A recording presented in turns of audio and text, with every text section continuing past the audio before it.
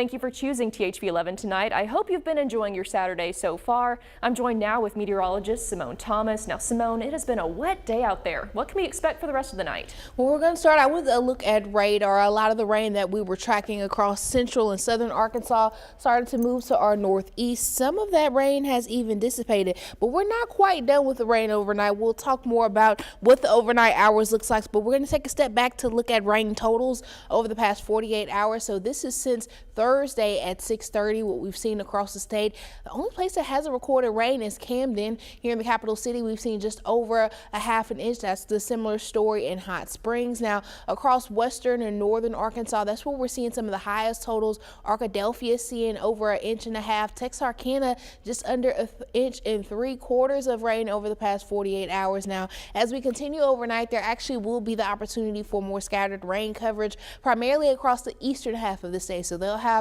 the opportunity to rebound with some of those rain totals. As we get into tomorrow, we can start out the morning with some spotty showers east, but as we continue through the day, the rain and the clouds are going to move east. So we'll even get to see a little bit of sunshine in the afternoon. Your 7-day outlook is coming up in just a few, so make sure you stick around. Developing right now, Pine Bluff officials are investigating a deadly traffic accident that happened this morning. According to police, it happened at the 4600 block of Dollar Way Road. That's where a reported collision took place involving a truck and a person. The victim was pronounced dead at the scene. Police say the driver stayed there and cooperated with police. However, the investigation is still ongoing.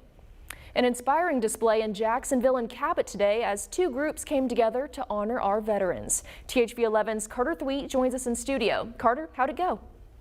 Brooke, you had some Jacksonville high school students and then some veterans, many of whom have served in the military longer than those students have been alive. But one thing they all had in common, they all felt it was important to get up early and honor our fallen heroes. The VFW is an organization for the veterans of foreign wars that is designed to bring veterans together who've experienced similar experiences. Many of those veterans woke up early Saturday morning to prepare an 8 a.m. breakfast for themselves and nearly 40 Jacksonville high school students, all members of the school's junior ROTC program, according to retired Master Sergeant Chris Willingham. We want to build and develop leaders and good citizens.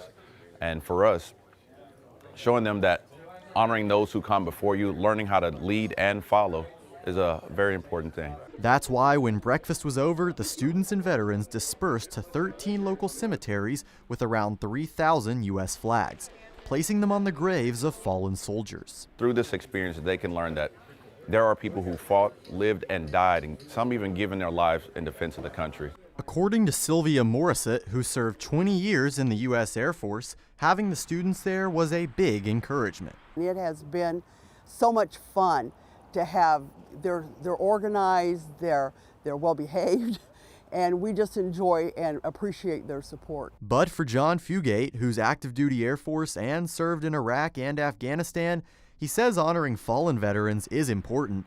But this Veterans Day, he and the VFW want to honor our living veterans too. If there's veterans out there that are kind of looking for a common cause and someone to kind of share a story with or someone to listen to their stories, well, here we understand. We want to hear your stories. We want to hear what you have to say. We want you to be part of our membership, and we want to bring you into the fold.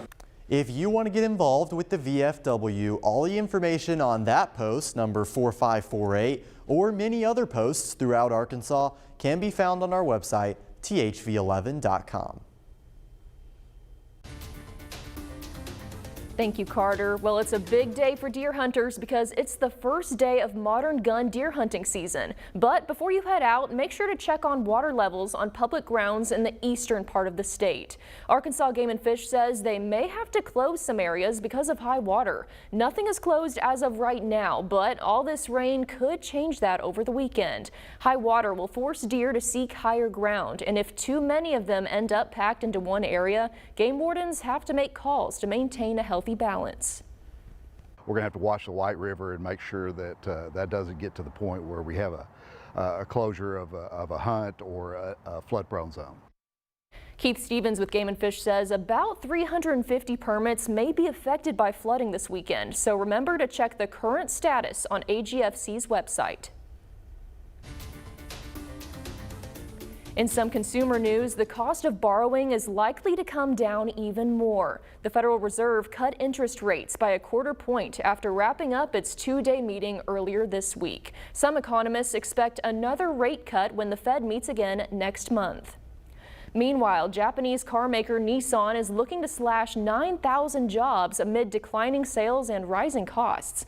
The company's CEO also says he'll cut his salary in half as the automaker tries to turn things around. Nissan sales have dropped here in the U.S., with Tesla, Ford, and Toyota now dominating the market. The company has not said which regions will be affected by layoffs. And check this out. It was a blast from the past at this year's Arkansas Vinyl Convention. The vinyl industry is experiencing a resurgence, with collectors buying music from a variety of eras.